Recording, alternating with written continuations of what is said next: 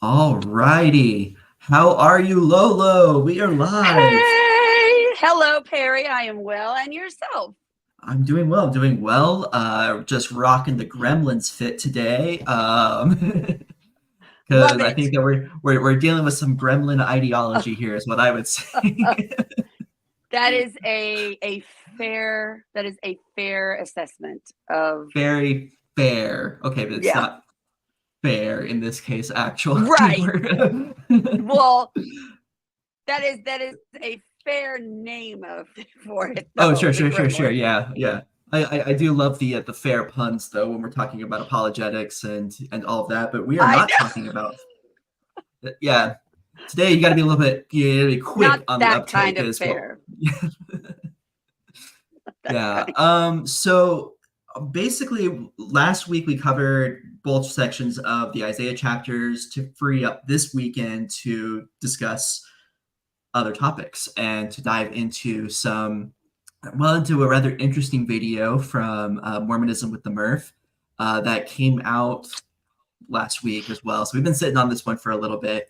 Um, I actually enjoy Mormonism with the Murph as an apologetics channel. I do find that the Murph um, is very good about at least presenting a fair representation of the Fair. critical arguments. Mm, And I don't think that he holds apologists to task as much as he should, if he agreed. were being fully balanced on the issue. But yeah, generally speaking, I do find him to be a very good, balanced apologetics channel overall, and generally good to respond to and to engage with. Yeah. But he, in response, kind of to the middle ground episode with the Mormons and the ex-Mormons, as well as to some of the LGBT conversations that have come up for the Brighamite sect there in Salt Lake. Uh, he got together with Jacob Hansen and with Greg Matsen at different occasions. And we will not be Mhm. putting anything of Jacob Hansen's on this channel. Just refuse to engage with anything from him because of his basically how he chooses to engage with other people. Yeah. But I don't have that same reservation necessarily about Greg Matsen. So take that as a compliment, Greg, as far as it actually goes. Anyway, he had Greg Matsen on as well for a second interview. And that's the video that we're going to be discussing a little bit on today. And yeah, before we get into that, though, is there anything that came up this week that we want to share with the audience, Lolo? I turned a whopping 44. Nice. Happy birthday. Happy birthday. 44 Yay. trips around the sun. Woo. I'm not going to sing the song, otherwise we'll get copyright struck.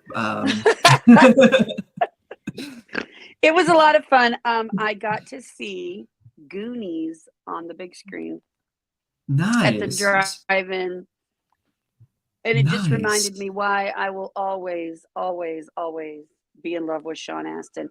I've already told Joe that if I ever have the opportunity, he is getting a brother husband, and that's just the way it's going to be. You need to have the mini husbands of Lolo here. Exactly. Yes. But I mean, Sean Astin, out of all the brother husbands you could end up with, I feel like that one, he's pretty nice. Nice. It could be Nice. worse. Yeah, oh, yeah. I mean, he'll carry you up a mountain, you know? Exactly. He also loves potatoes. He So, also loves potatoes. Yeah. Yeah. I went and saw Dune Part 2, which it was so good. So good. Fantastic line from Chani in the film about, if you want to control a people, you tell them that a Messiah is coming and they'll wait 200 years. how fitting. And yeah, I found that very fitting. Just, you're going to get happy birthday here from the Mormon Atheist who's joining us here. Hi, Mormon Atheist. We're glad to have you here with us. Hi, Mormon atheist. Um, and I guess I can go ahead and actually pop him up here. Sorry, we're still getting used to this whole live stream thing. We've only done one of these before, and so be a little bit technically slow on that. But all right, let's go ahead and get cracking here with what what the Murph here and Greg Matsen had to discuss, we're going to kind of skip into this video a little bit. We're not going to watch it all the way from the very beginning, but they've just kind of gone over this overview of what they're talking about as kind of the broader issues. And they'll, let's see here. There's Greg has gone on at the context that we're going to be going into. Greg will have gone off on this tirade about the ideological issues and all of that, and we're gonna just kind of touch on something here that I found as an early annoyance in this video, and we'll start from there. All right. But there's so few annoyances. Which one could so you few possibly? So few annoyances. I mean, to go 12 minutes though, pretty solid on his part. All right. In how to handle this. And I think they're trying to work through it and figure out how they will do this. But the confusion, I think, is it's hard, I think, for the church to give direct messaging on this to the membership without creating a lot of press, a lot of bad press, and because, for example, a polarizing issue. Yeah, it used to be, for example, last year there was a law that was passed called the RFMA. Okay, so this is where, sorry. So he talks about this like mixed messaging thing, and then he's going to talk about how the church is actually like super clear, but also there's this mixed messaging from the top, and then that passes things down. So he's going to talk about the RFMA, the Respect for Marriage Act, and I feel like the media, especially I think it was like ABC7 in Utah, was really buying into the narrative that the church was spinning on their support for the RFMA. That it was like, oh, look at the church making this progressive step and like being welcoming and accepting. And then for my part, and for a lot of other critics that were looking at this, who basically saw this coming a mile away, were like, no, the reason why they're doing this from the get-go is because there is something in the language here that protects religious freedom, the homophobic dog whistle that the church loves to use. And that they're only doing it because of that. There's nothing in this law that's actually going to, like, they recognize that this is kind of a losing battle on that particular front. There's some free PR points. Exactly. Yeah. Anyway, I guess some people bought into kind of the more progressive spin on it, but I wasn't buying it. Because anybody that actually looks, I was going to say, just because anybody that actually looks a little bit deeper than just the, don't look at the man behind the curtain, they're like, oh, look at them doing great things, caring and being a part of this. And no, it's what could possibly be gained for them by not, as opposed to supporting it. So right. Like this is one of those things where it was free PR, and they were pushing for a particular like set of protections to enshrine religious freedom, even though it's in the first freaking amendment of the Constitution. I was gonna say we already handled that, but okay. I've handled it for a long time, but yeah, what it did was it allowed them to protect their tax exemption. That's what it was about. Exactly. That's what their support was, and this was all about. It had nothing to do with supporting LGBT people. Not even a little bit. Yeah. Anyway, let's see what Greg has to say. RF for Marriage Act. I can't remember what. Yes, I heard about that. Yes. Yeah. So President Oaks is out supporting this, right? And it has to do with giving more rights to LGBTQ individuals, right? And people can interpret that as that the church now supporting gay marriage. Is that a big shift in sort of their position from 2008 time? That was when Prop 8 was happening, and then in 2015 with the policy that children of gay parents, this was when gay marriage was legalized, would be excommunicated. Some people might see that as the church is making a huge shift. Yeah, and so it's and honestly, when you look at the press release, it's not to the members of the church, right? It's not messaging to the members of the church. I mean, it does stay firm and say this is not a change in doctrine, but it's very supportive of LGBTQ advancement, let's say. Right. And it is, and so, you've got a lot of members. I get, people emailing me and contacting me through my website every. Okay, I'm gonna pause there for just a second. So he's more or less correct that the way that was messaged was not directed at the members of the church. But I do like how Murph here is actually good at pointing out that this does appear to be a pretty big shift from the church's more abject homophobia in 2008 with Proposition 8, which I was in California when Proposition 8 was going on. and was also very much drinking the Kool-Aid on all of this. And then again in 2015 with the November policy of exclusion, which we only know about because learned about the way that we did because the post-Mormon community made sure that got leaked once it got to a certain famous podcaster. This does look, the RFMA did look like a bit of a shift, I suppose, from the outside, but it was still part of the same vein of Oakes' legal strategy, the legal strategy that he wrote all the way back in the 80s, honestly. The thing that I didn't realize it had been that long. Oh yeah. So when he came onto the Quorum of the 12, that was like the thing that they assigned him to do, was to write out this legal strategy that then became the foundation of the Family Proclamation, and then in turn became like the response in Prop 8. And then ultimately, I mean, I feel like the 2015 reaction was a little bit outside of what he had put in that strategy, but the RFMA was completely in line with that strategy that he wrote that long ago. Wow. Okay, let's hear more of what I am stopping at just great times here for Greg. I'm sorry, Greg. I'm not doing that on purpose. It keeps happening. Okay. And everyone's like, what is going on? What does this mean? Right? Why are we supporting this? And you've got a member of the First Presidency who's out speaking on this and supporting it. And so but there's no internal messaging to the members of the church on why, a clear message that says this is why we're doing this. And okay, so I want to set the stage for try to clarify here what Greg is saying. So what he's saying is that the leaders of the church, the First Presidency, the Quorum of the 12, they are putting out publicly these messages to the public that face a certain way. They have a certain shape about being more accepting, more tolerant, all of that. But in their internal messaging, they're not necessarily sending either that same message or a consistent message, or they're not sending any messages at all, right? So again, it's the leaders of the church externally, publicly making one set of statements, and then internally either failing to make the same message or failing to make any message at all. Okay.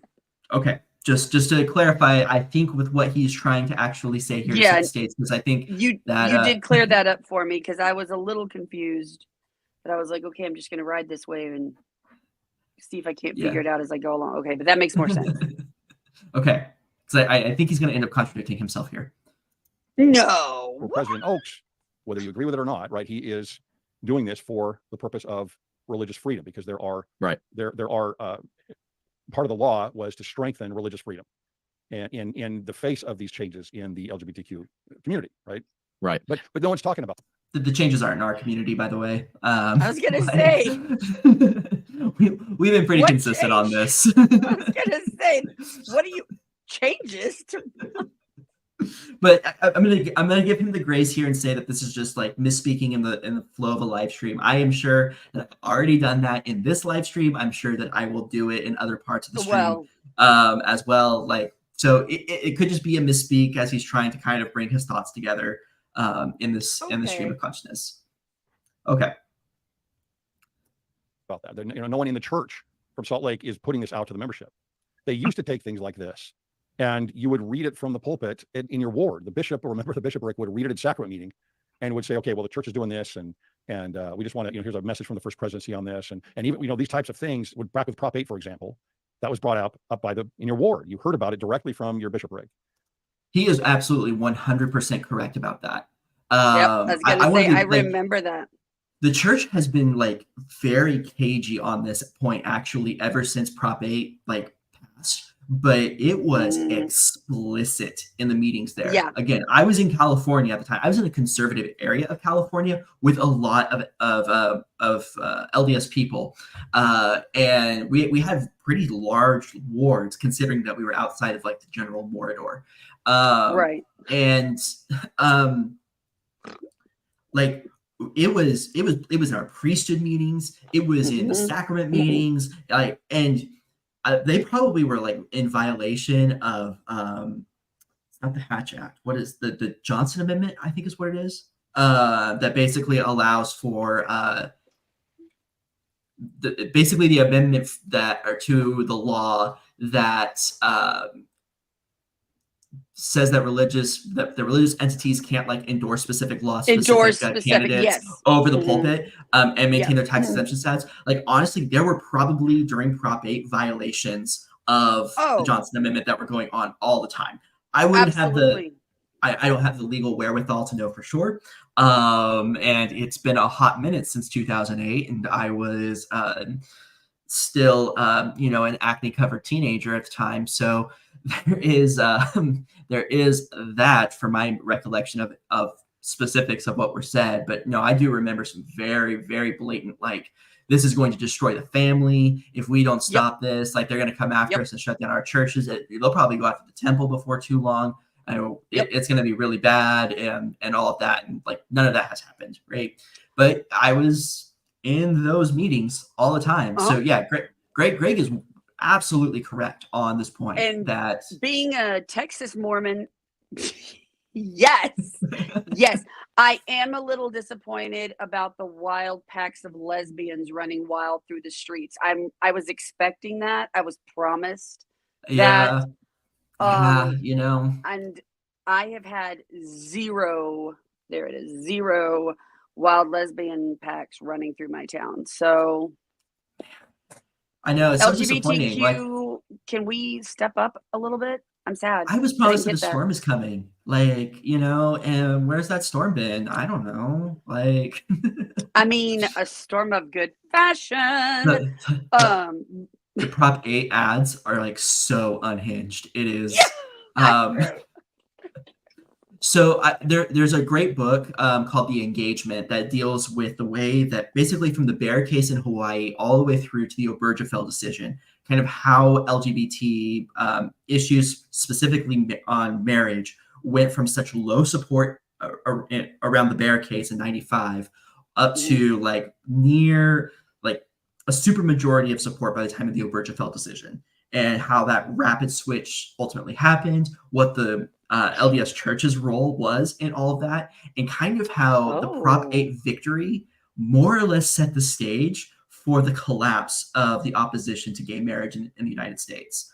I kind of think that the way that the church got involved in all of that and passing Prop 8 accelerated the gay rights movement. Agreed. Absolutely. Which, I mean, if they did have prophetic foresight, I imagine they would have seen that biting them in the butts long before. But we'll get into that later. All right, we press on. Okay, I'm back. Professional. Don't do that. Got it. And I think the reason, I don't know this, but I think the reason is because they're afraid to cause contention. And it seems like it's growing in the church. I don't know if I experienced it too much over here. I've moved into New York, but okay, so I do want to touch on that point though about being afraid of causing contention. I feel that is something that is pretty endemic to this tradition, that there is such a fear of engaging with difficult ideas and difficult themes, because that will bring in the spirit of contention, and that's of the devil. Yes. And I think that that's been the case since Joseph Smith. Part of my model of how the Book of Mormon came to be is Joseph seeing like the way that religious strife caused contention in his own family and wanting to resolve that, because he just couldn't stand it. He couldn't stand the way that people would do that. But I think that there are some, this would go into like people can be a bit contradictory in the way that they act, because there are places where Joseph is like very conciliatory and very much wants to like right contention between himself and some of his critics or some of the people who challenge his power. But then there are times that he will like just straight up punch you in the middle of a meeting. Yes. And, so there, I think that there's some like all strikes kind of thing going on. Exactly.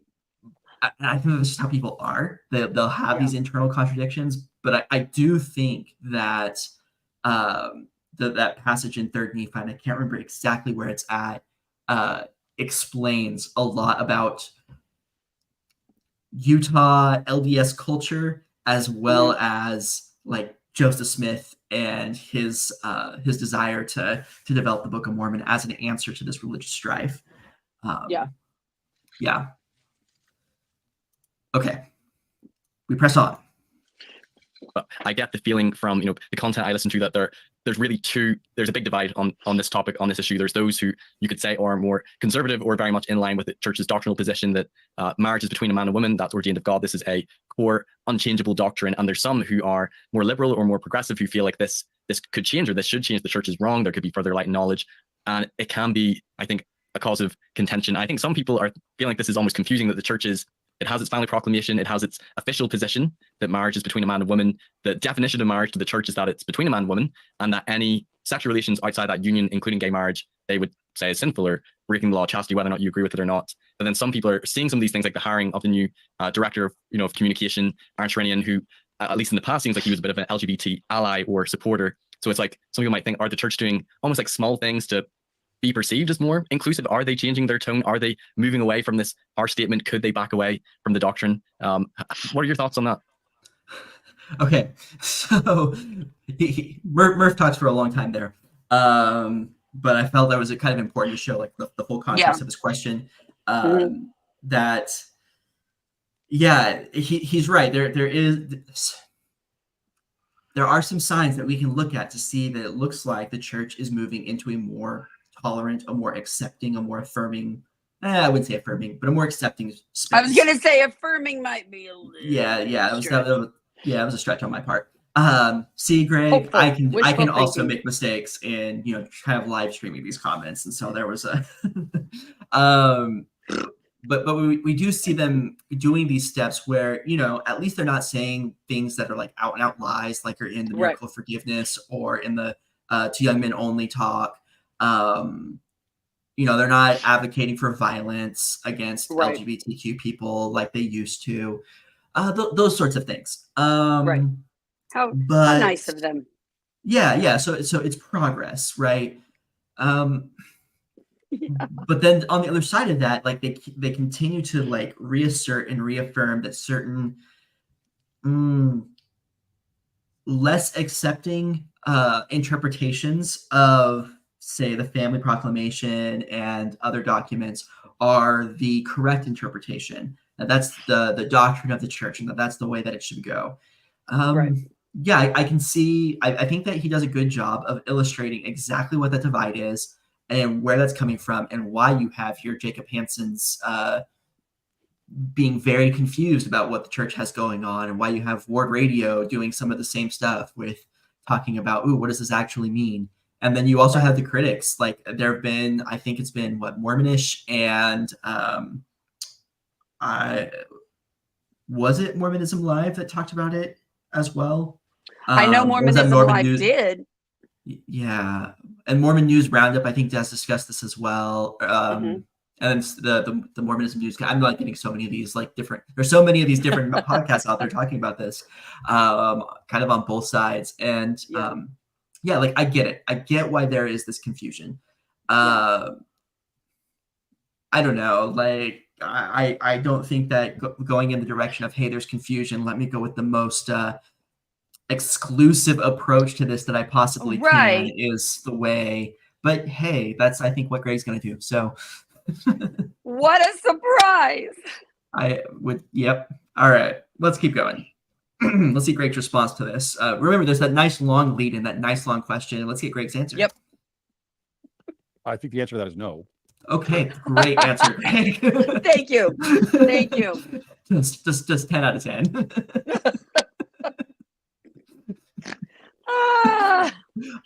Okay. Right, so he does go into more. He does go into more. So let's let him speak. But I understand why people think that and are hanging on to that. Some people that want that to change. I mean, look, the holy grail on this whole thing for those that want to change is gay marriage in the temple. Oops. I'm sorry. I accidentally hit the wrong button.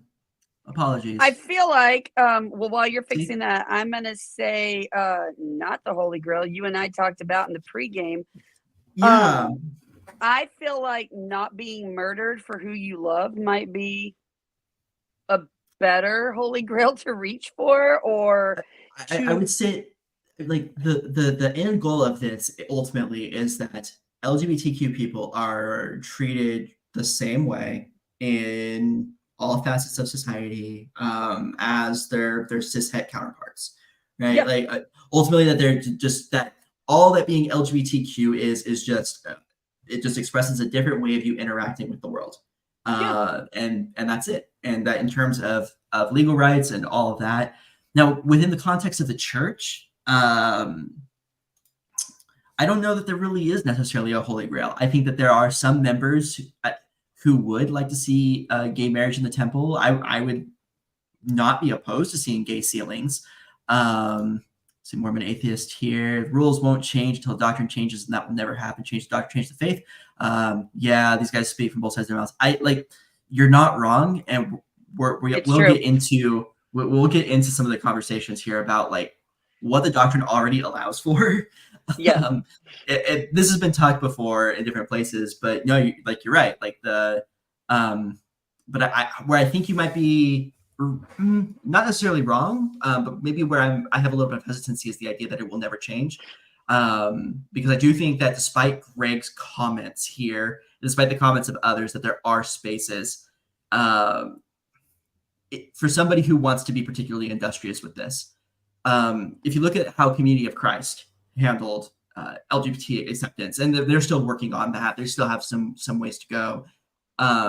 But the way that they ultimately went about that was just kind of an egalitarian, like God kind of sorted out, like there's nothing in our teachings that says that this is wrong. So like explicitly nothing in our doctrine that actually says that this is wrong. And honestly, that's true for the LDS church as well, whether or not they're willing to accept the fact that their teachings have nothing to do with saying that this is actually like incorrect or like sinful.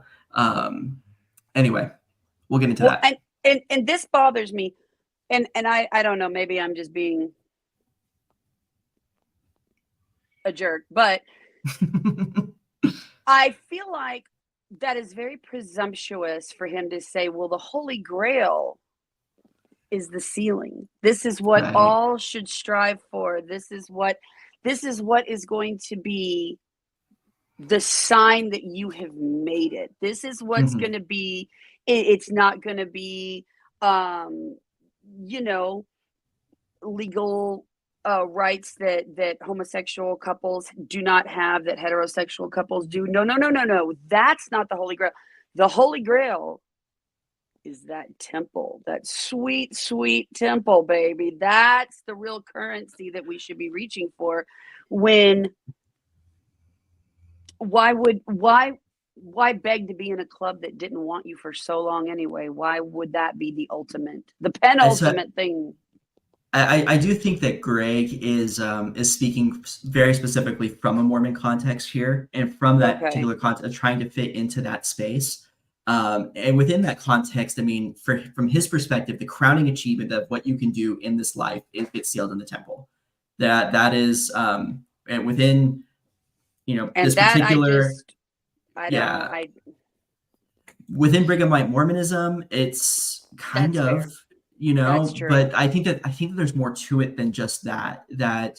And I don't know that it has to be sealings as such, because if we had a type of recognition, a type of acceptance, and a type of of all that for LGBT people that wasn't necessarily sealings, there might be some critique and all of that to offer about that. But I think that there is a space where that would be at least acceptable for a certain subset of the LGBT community within the church that's trying to kind of make that work. I think about like the Charlie Birds, the Ben Shalattis, the Ty Mansfields, kind of all over the place in this conversation. And I don't so much hear them talking about temple sealings as being the goal. It might be the unstated goal that they have. I don't really know for sure, because they've not said that that's the unstated goal. But yeah, I do think that he is imposing an objective because he thinks it should be the objective that probably isn't there. You worded it perfectly. I did not know how to word it so well. We had to work through the conversation on that to get to that point. Okay, let's allow him to continue here. And yay, because without that, if you stop something before that, it's still going to be pushed to that point with this agenda. And that's what it is. It's an agenda. It's a movement. Did you get your copy of the agenda, Lolo? You know, I was just I- saying, I just checked my P.O. box.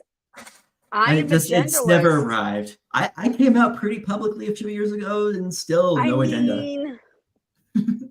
Yeah, somebody's got to get on that. I have loved the sweet curves of Linda Carter since the 80s, baby. I have no agenda. So Been like, around Wonder Woman because this is a really like common talking point from the conservative side of this debate, that there's some sort of LGBTQ agenda. And I should actually probably let Greg continue just a little bit further to really give him enough rope here. But like there are so many different communities in this space, and there are some that are like, you know, very extreme leftists, and there are some that are extreme conservatives. Yeah. The log cabin Republicans exist.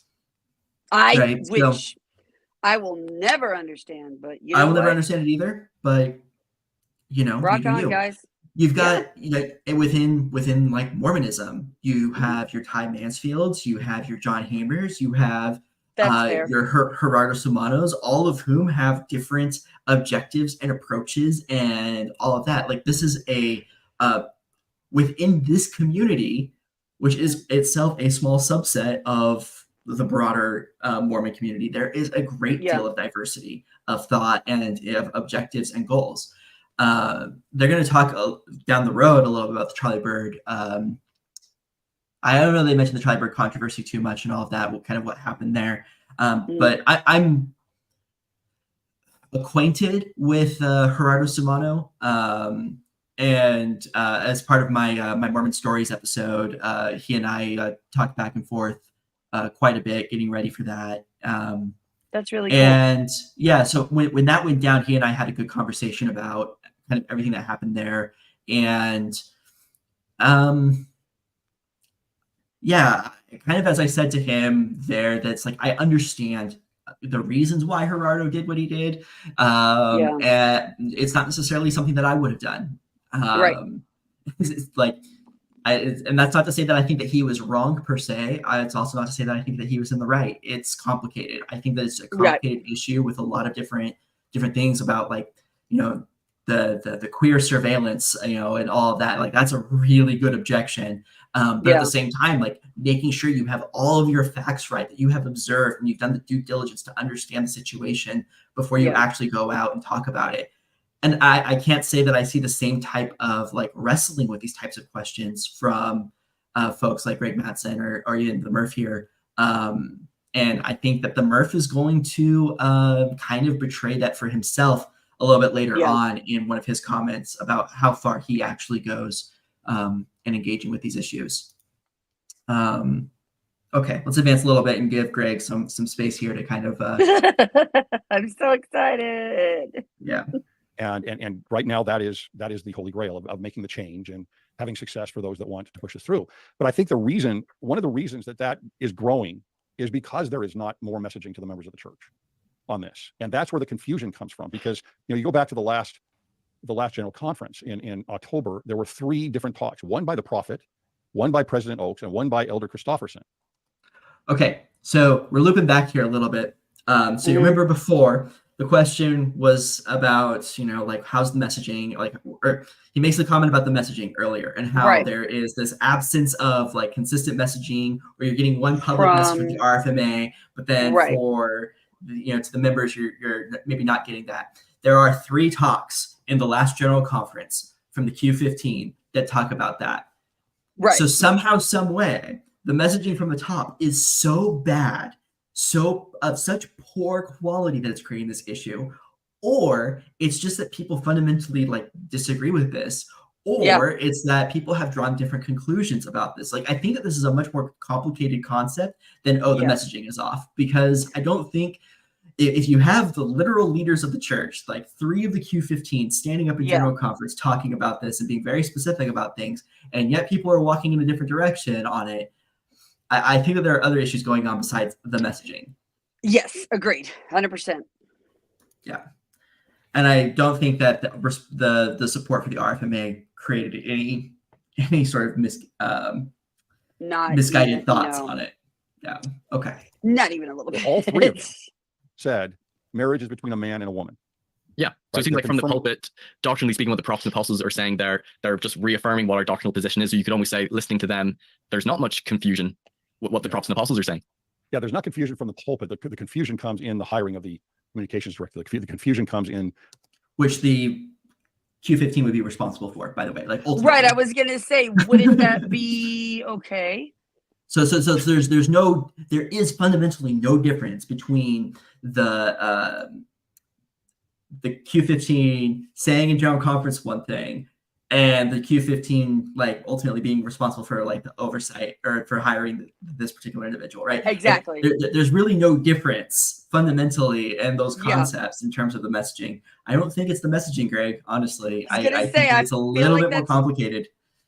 pretty obvious. it- Yeah, thanks. I think what it's going to get into, or what will, I think that Murph actually hits the nail on the head later on, and it's a question of empathy. But I'm going to let kind of Murph lead into that.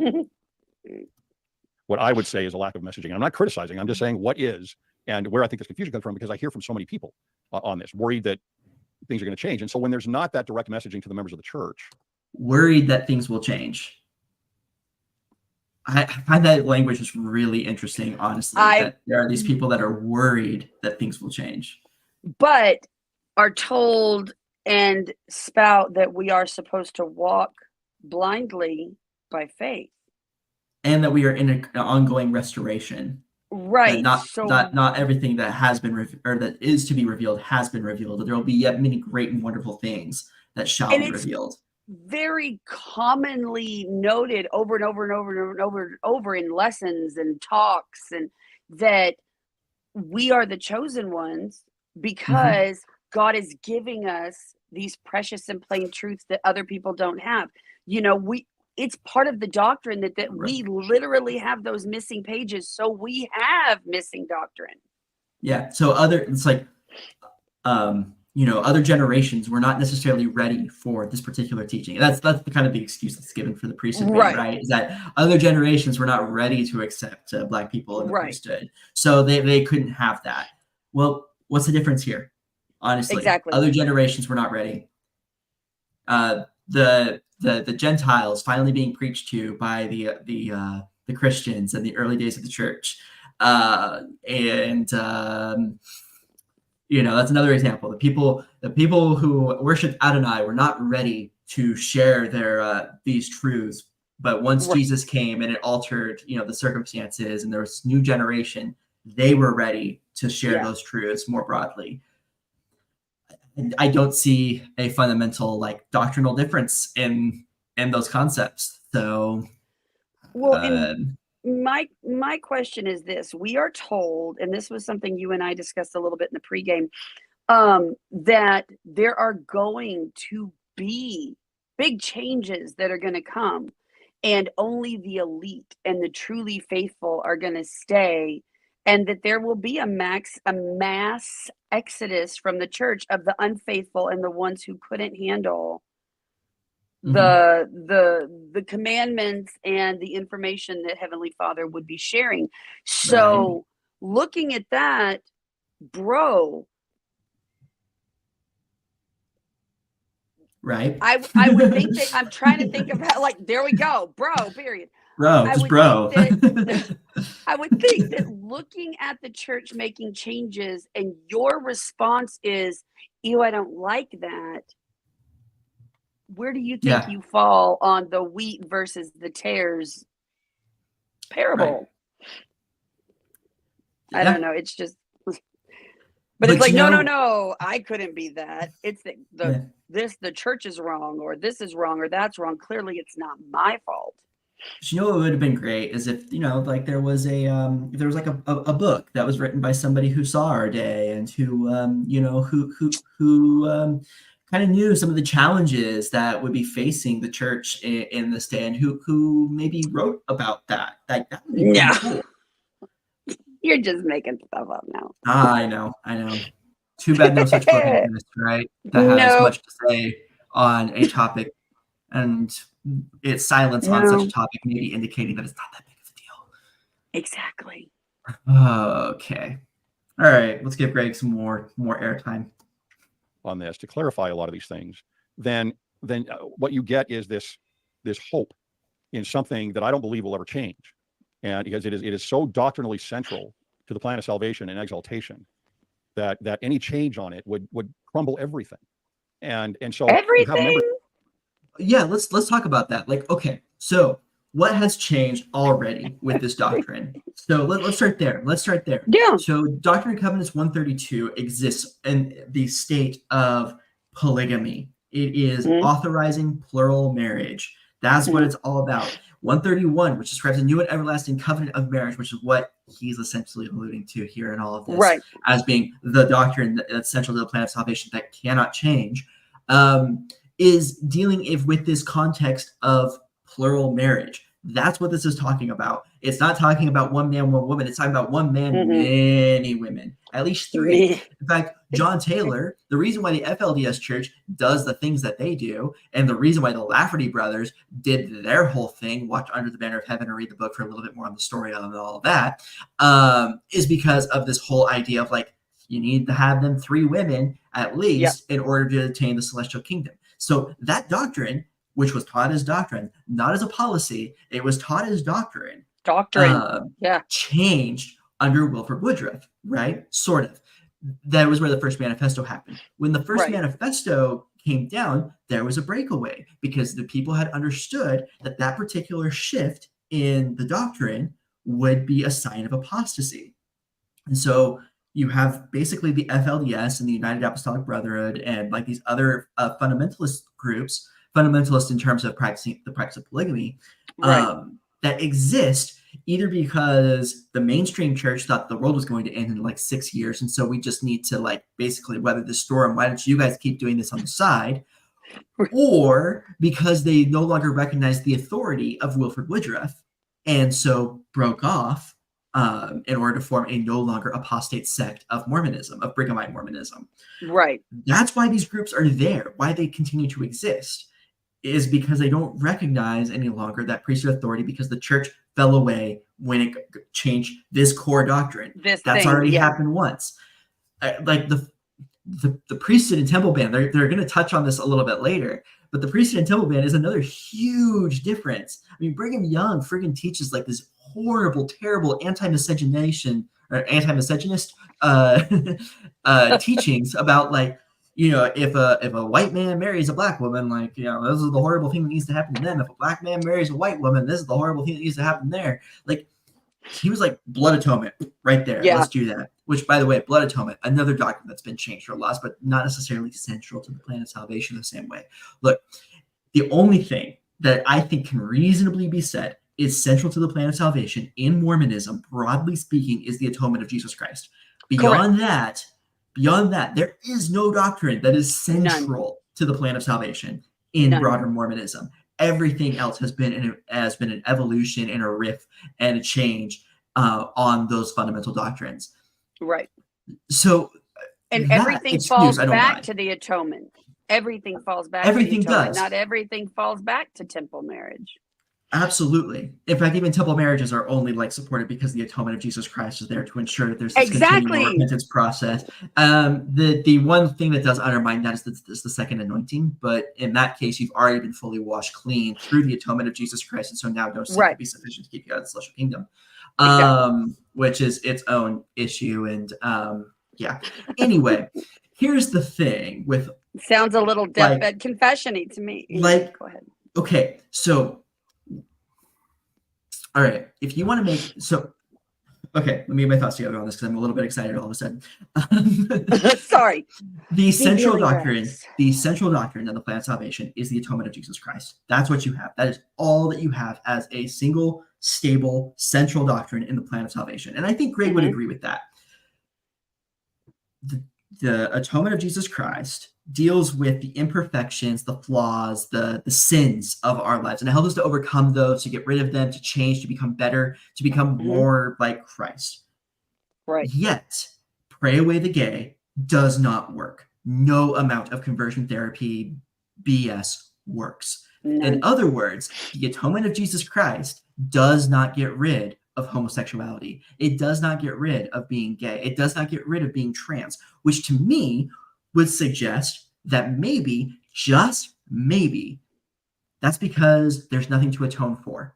There's I was going to say, nothing because to be gotten rid of. Not a There's sin. nothing wrong with it. If Jesus thought it was so important, maybe he would have taught that before he died. Maybe he would have taught that in the temple. Maybe he would actually show up himself and declare something about it if he thinks that it's this important. But apparently he doesn't, because he hasn't done any of those things.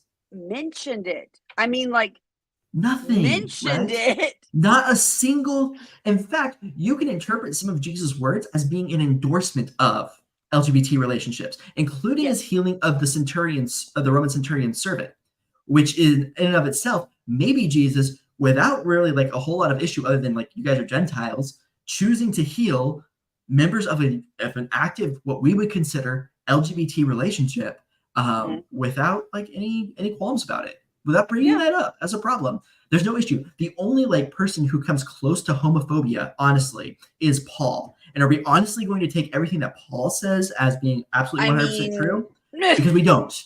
We don't take everything written by Paul as being 100% true. So why are we privileging these certain texts, which are only dealing with a certain specific time frame? Because the Book of Mormon is silent on it, and so is the Doctrine and Covenants. And what Greg is doing, and I'm going to go off on that again later, is just basically opting for this particular one narrow interpretation of Mormon doctrine, of the Mormon plan of salvation, and putting the focus honestly in the wrong place. Your eyes are off the Savior here, Greg, and that's why you're being led astray. Yes. Take it from the critic. Yes. Take it from the critic here, Greg, that the reason why you're being led astray is because your eyes are off the Savior. You need to get your eyes back on Jesus. Hallelujah, praise be. You know what? I want to join your ward wherever you teach. It would be fun, right? Oh, I didn't know that. Did you read the text? Where at John is that? Yeah, where at in that is in John is that Mormon atheist. I'm not. This is just my own ignorance on the subject. That's fascinating. I want to read. Yeah. It's it would not have been unheard of in the time frame. Dude, I mean, like, Jesus spends all his time hanging out with 12 other dudes, like, and who would kiss him and rest their heads on his breast and all of that. So, like, maybe Jesus got more action wandering and preaching with his just guys being bros than I did on my wedding night. I'm just saying, like, we need to think about this, y'all. I definitely did. That was not a complaint, Joe. You're doing great. He definitely got more than a teenage Perry did. All right. While we wait for that, let's go ahead and press on here. Let us all press on. Then, because that messaging is confusing, that start to hope more and more that you're going to have this change. And to me, it's a hope in change over a hope in Christ. Where I think we shot that down. I think that we shot down this idea that it's a difference between like it can perfectly be a hope in Christ, a hope that like Christ will change the hearts of the leaders of his church such that they will actually be accepting in the same way. It's because you have a narrow view that you are already correct. That's why you have this position, not because it's actually founded in anything. Agreed. Sorry, I'm being a little Baptist preachy here today. I was gonna say, I agree with you though. There's no problem. I mean, like, hallelujah, preach, baby. I'm not gonna get an amen. All right, let's press on. Instead, that hope for those, for example, that have same-sex attraction, those that are gay, very difficult position to be in, and a difficult burden to bear, right? If you're going to want to be an active member of the church. Yeah, and I'm going to let him finish on that line there too. So he's where Cardin got burned on the Jubilee interview with saying that it's a burden to be gay. Greg is good here and actually finished that. If you want to be an active member of the church, then this is difficult. And I agree. Yeah. Being gay in the church is difficult.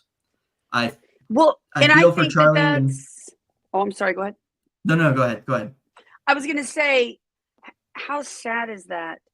That somebody who is saying, this is the right way, this is the right path, this is where the children of God should be going, can say, it is a shame that actual children of God, they're going to have a hard time in his church just because of being the way they are. Like, that's basically saying, yeah, sucks to be you guys. And this is going to be difficult because we're going to be the ones making it difficult. And we're real sorry about that. Yeah. Isn't that a great attribute of like Christ's church? Loving it. Man. Okay. That hope should be placed in Christ. And he's going to bear that burden for you and with you. And okay, I feel like we touched on this. Yeah. If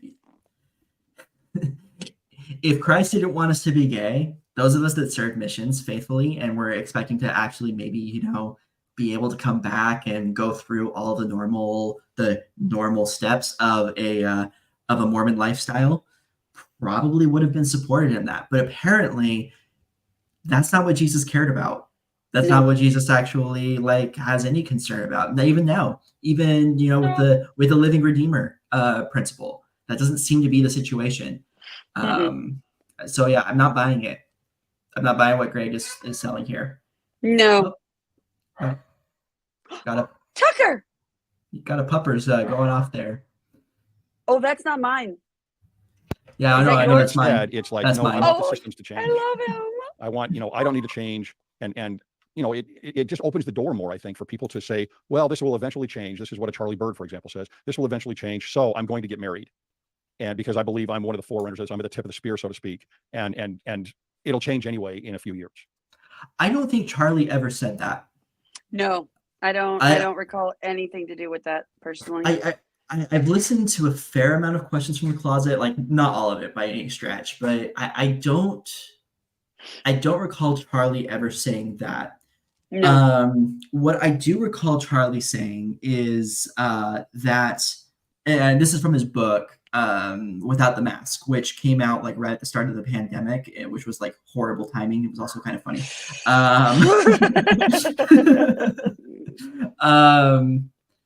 Mark 14 verses 51 52. I'll take a look at that here, Mormon Atheist. Yeah, so what Charlie has this story of basically having a conversation with a sibling, if I recall correctly, who asked if there existed in the a button that would allow him to be straight, that if he could push that button, would he push it? And he says, no, I would destroy the button. That is Charlie's position. I think that's Charlie's theology around this. I don't see Charlie as somebody who's saying, well, I'm just going to be at the tip of the spear and change this. I think he's destroying the button and accepting that this is just who he is. And so, but he's also a Mormon and he's going to do both things. And damn anybody who tries to stop him. I think that is where he's at with it. And if that's the case, and if that's the sort of language that he would use to support that, kudos to you on that one, Charlie. But that's at least my impression. I don't know because, Charlie has not told me that. So. I will say in anything I've seen, it's always been very unapologetic. Yeah. Has been, that's the word I'd give him. Yeah, I think that he is very very proud of who he is and of his identity that he would see as being as a child of God. Yeah, I don't see this I don't see what Greg is portraying Charlie as being on that. I think he's upset because he sees a gay man who's proud of being gay, proud of being Mormon, and isn't sorry about it. Yeah, I think that just does not sit well in his brain. Yeah. I don't think that he knows how to kind of hold those two facts together. Yeah. Okay. So they're going to talk a little bit, I think, here about Charlie and Ryan. And yeah. And one thing I find a little bit confusing. Yeah, and one thing I find, kind of confusing, I think Jacob talked about Charlie Bird and his husband, and I'm not saying that I think, gay couples should get excommunicated, but I think what's a little bit confusing, there was a recent podcast on Mormon Stories, which I think was taken down, where Gerardo and maybe somebody else went, to check on Charlie Bird and his husband in the local ward, which I don't know how I feel about that, going to spy on people. I kind of see, like I mentioned before, I kind of see Murph's point here with like, I don't know how I feel about that particular piece with it. And, but on the other hand, like I do understand the reasons why they did that. My biggest issue in this whole kerfuffle was with Equality Utah. I think Equality Utah ended up being the villain of that story. Agreed. So, okay.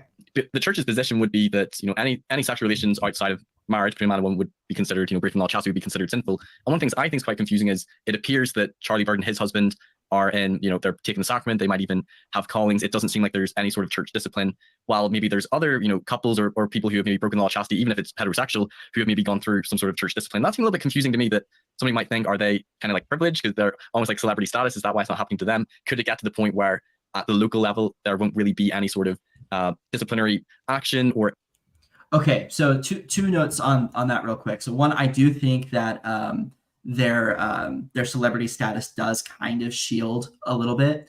I think that's a valid. I think that's a valid critique of how this is being handled.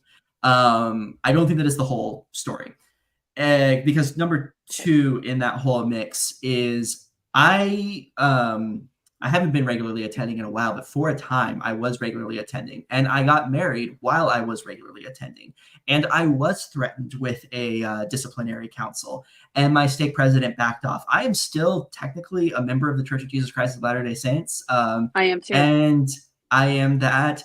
So because I'm less active or inactive, there is that. But I'm otherwise in good standing because I have not received any formal or informal church discipline. So do they reach out to you? No. Well, I get emails about stake events every once in a while. But that's about the extent of it. Speaking of which, Brad Wilcox is speaking our stake this week. Anyway, dang, I should have gotten up into that. Forgot about it. Shucks. Anyway, yeah, so I think that there is a certain amount of like just local. Well, again, so like my stake president was ready to go on that, and then he said that he changed his mind. Personally, I think that he talked to the area presidency and they told him to back down. Probably because I was just public enough to be an issue. Sneaky Mormon atheists is joining in on this as well. Like I'm just public enough, I think, to be an issue, but not so public that it would actually be like any value to go after me. And in fact, what you would probably end up doing is just kind of galvanizing people to actually like listen to the now excommunicated for being gay Mormon who is, like I think that was kind of maybe some of the calculus on that. I'm sure that the Strengthening Church Members Committee has a little bit on me. Not nearly as thick of a file as that for RFM, but I'm sure I've got something somewhere. But probably pretty minor because we're not exactly drawing huge audiences even in this podcast. So I'm trying to think of the last time I was regularly attending. Before COVID. Yeah. COVID did that for a lot of people. COVID was actually kind of nice for me because I didn't want to go to the actual building, so I could just attend virtually. It was nice. Yeah. Don't hate this. Yeah. Just kind of in that effort of trying to kind of keep a sense of community and figuring out like how can I as somebody who no longer actually believes in any of this literally like maintain a relationship with what I see as my my community. And I'm not sure that I've gotten quite to an answer of that myself, so it's still an area I'm exploring. But anyway, I have found a very small, very loving community of people who would consider themselves either not Mormon at all anymore, ex-Mormon 100%, or floundering Mormons who are trying to kind of figure out how to marry the lives that they live with the attractions that they have and being a good Mormon. Yeah, no, I hear that. I feel that in my bones. Okay. Yeah. Let's press on. any like privileges taken away if you're in a gay marriage, and could it get to the point where the church would almost not consider gay marriage sinful? There's some people who might look at it from an outside perspective and see, are they slowly just having the members get more used to this? I think Kwaku sort of said that, is the church slowly heading this way? And it does beg the question, but I find that quite confusing. And I almost feel like while the church has a clear doctrinal position, things like that are very confusing at the local level. And I feel like that needs to be cleared up. The church needs to have quite a clear policy of, this is what happens if you're in a gay marriage. Because I don't think it's fair for some to go through disciplinary process or loss of privileges while others are in full standing. It's just quite confusing. Yeah. Okay, so I'm kind of not really interested in hearing Greg's response to this, and to be perfectly candid about that, but I like what I do appreciate what the Murph here is posing as, like, okay, here are these things that I'm seeing as a problem, and why aren't these things being handled consistently based off of what the handbook says? And that's, like, most critics, they're kind of with you on that. We're like, yeah, no, us too. Like, it's like, why is one group of people being treated this way? Why are Ryan and Charlie being treated this way? But then you've got these other, like, LGBT couples that are, like, being excommunicated for that. And we know we've got that too. It's like the September 6th, we're all excommunicated for teaching things that are now just, like, common in apologetic circles, right? So, like, there's a storied history with variable application of the excommunication hammer in this tradition. Well, and I will tell you from my own personal experience, I was married to a man right out of high school, because that's always just an amazing decision to make. And obviously that didn't last. And when I left that marriage, I had gone through a lesser active time frame, and I was not in a relationship, but definitely moving that way or towards that direction with a female when I decided to start coming back to church. And the bishop knew, didn't say anything, and they were just really desperate for Sunday school teachers, I think. And but yeah, I mean, he knew, and there was just that understanding of don't ask, don't tell, kind of. Yeah.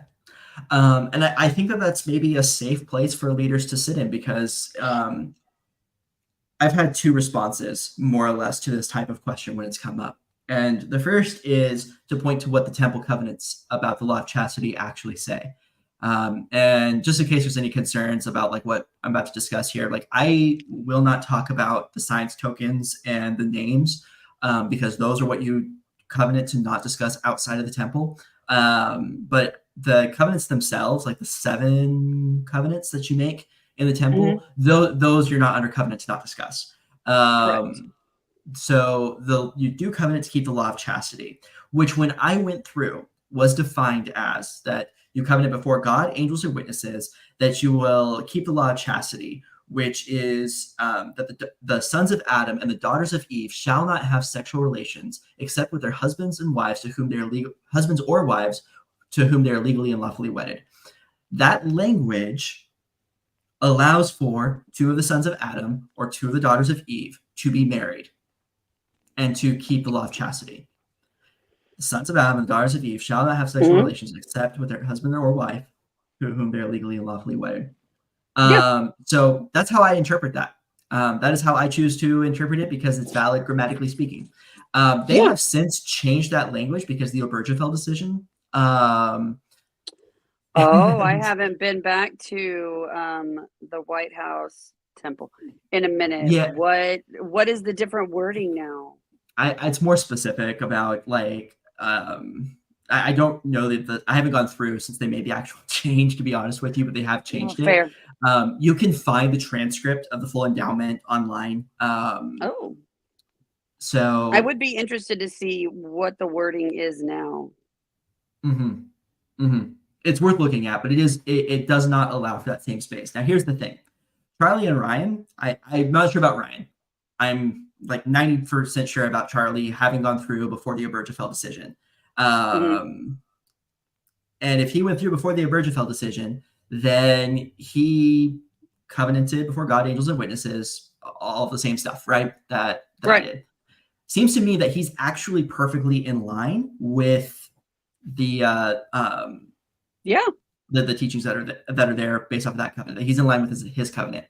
The other side of this is, was it in the 80s when the church put the prohibition on oral sex in marriage? Yes. And they immediately walked it back, and they said that, okay, you aren't allowed to ask married couples what they get up to in the bedroom, is what they told local leaders.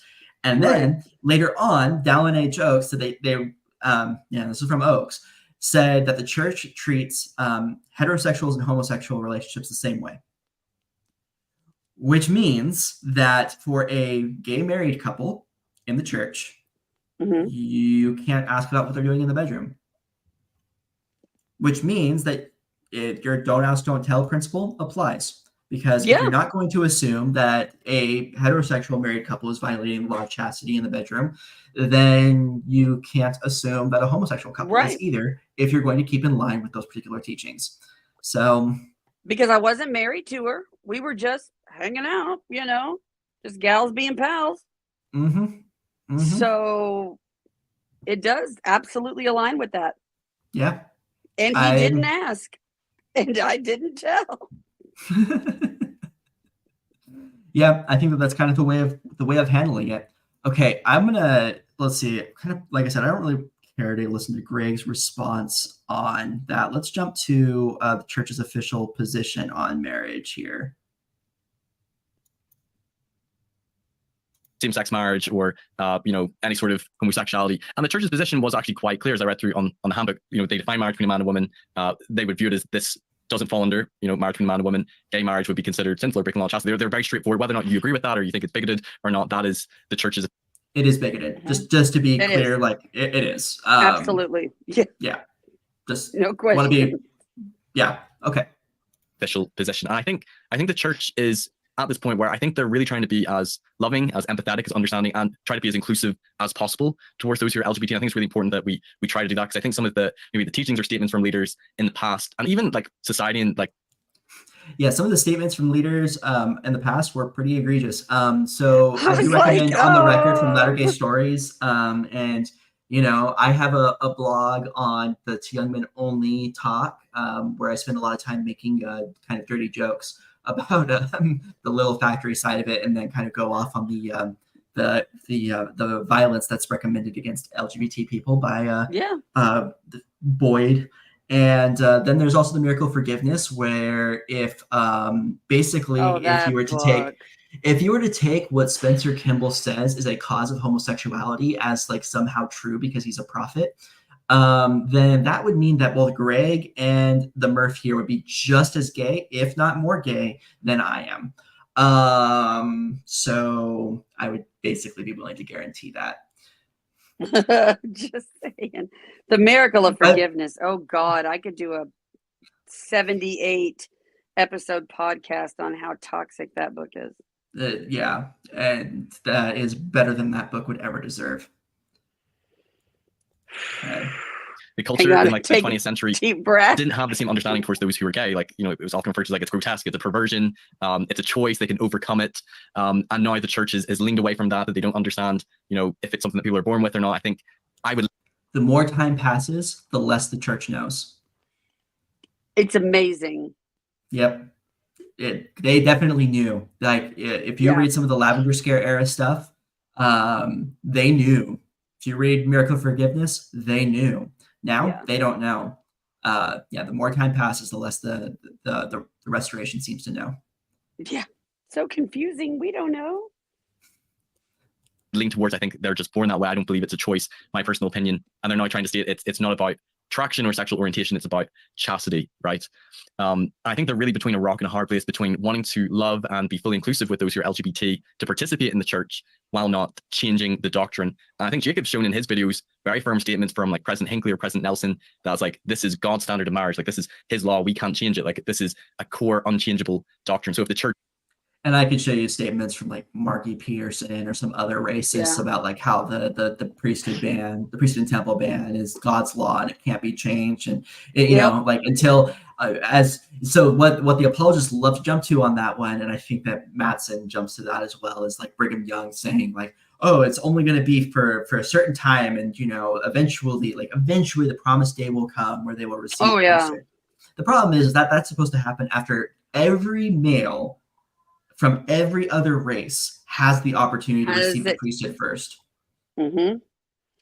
That And was then when if we have enough priesthood left over for the blacks, they can have it. That was it.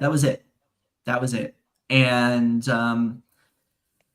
so I don't buy the whole narrative that's being spun about like, oh, we have to stick with this because the clear and authorized doctrine is always taught, and look at how Nelson and Hinckley are talking about it. So Nelson unchanging. Nelson and Things never Hinckley are change. wrong. They're speaking as men, not as prophets. Let's move on. Right. Like that's how you do this. That's how you handle this. Because they are wrong. Very clearly. Mm-hmm. Multiple times. Okay, let's press on. If were to change it, even if you wanted gay people to have the same opportunity for marriage in the church, it would be really hard to make sense of it with what the leaders are saying and with our doctrine to justify making this change. I don't know what you think on that. Yeah, I think it'd be very hard. And I think you have to also look at, I mean, let's look at practical, the church should do whatever it's supposed to do and follow the inspiration and follow the Lord. But the practical consequences of that, a lot of people will say, for example, that are on the progressive side, they'll say, well, you're losing people in the church because you're not being more open and tolerant and gay marriage and accepting that. And so people are falling away from the church because of this. And that's true. That's a big issue. Right. But can you imagine the fallout and those that would part from the church if we did add gay marriage into the temple? Yeah. And this is where and this is where I was saying previously, aren't we taught from like primary that there's going to come a time, the wheat from the tares, and we're going to be tested, and can we be strong enough to follow the prophet? And so if the doctrine changes and there's this mass exodus, well, that's fine. They weren't supposed to be here anyway. So what's the problem? I mean, how many different schisms and mass exoduses have happened in this tradition already? And then if the people who are leaving are the people who are going to leave because they cannot accept a plurality of different types of people within their tradition, I mean, are those really the sorts of people that we want creating gods or creating worlds without number and having like? Is that who we want in those sorts of positions? Because I kind of feel like no, we don't. I mean, the people who are going to have such a narrow, tiny worldview, such a tiny, narrow theology, like that, and who are just going to hold on to that as though it's the grandest thing. Is that really who should be like becoming divinity? Right. I don't know. I see some issues with that. Just let the trash take itself out. So to take their words on it, like let's talk about the actual practicals of all of that. And it's I don't know. If Elohim is somebody like Greg Matsen, then like I would not want to spend eternity with I was that. Like, maybe I wouldn't be too sad about it. Like Greg can be better. That's the thing. Like Greg can be better, and I hope for that. Like I do believe that people can change and become better, because like if I didn't, then that would be something to like deny that any sort of progress that I've made myself in my own views. Yeah. But yeah, you gotta want to like actually like understand people and understand like the beautiful mosaic that is humanity in order to get to that point. Correct. My ex-sister-in-law, back when I was just really hardcore drinking the Kool-Aid, we were going on a road trip and we stopped at McDonald's and she ordered a coffee. And at the time, we were both active members in the church. And I was like, oh, you can't do that. Here I am, an adult, being like, oh goodness, she's drinking coffee. And she said, let me ask you something, Lauren.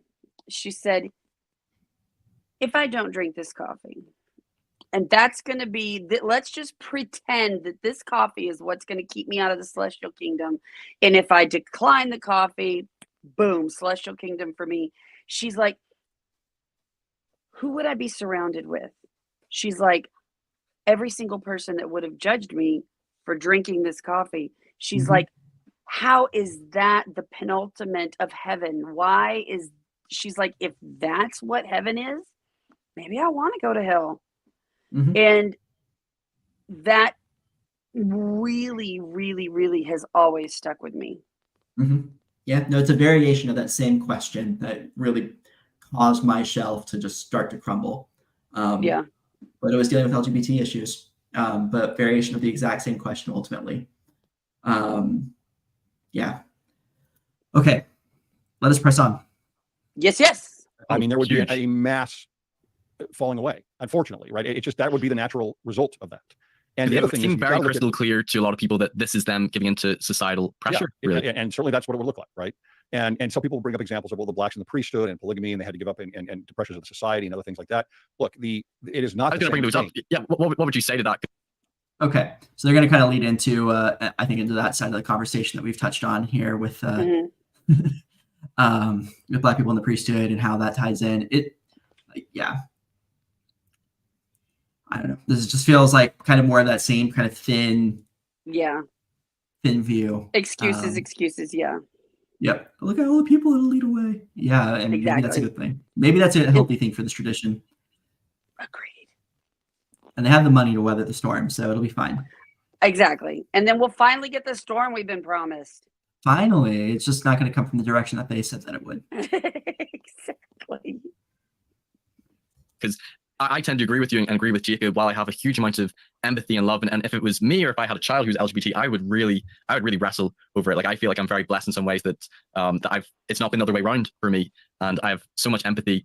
But at the same time, it's like, this is like, from the very beginning, God created male and female. Marriage has always been defined as being between a man and woman. Yes, exceptions with polygamy. Homosexuality has always been condemned, although gay marriage has only become a thing like in the past 10 years. But it seems like it's a very core doctrine when you look at, temple liturgy, Adam Eve archetype, when you look at the sealing ordinances and our view of exaltation and afterlife. It's very much centered around a man and woman.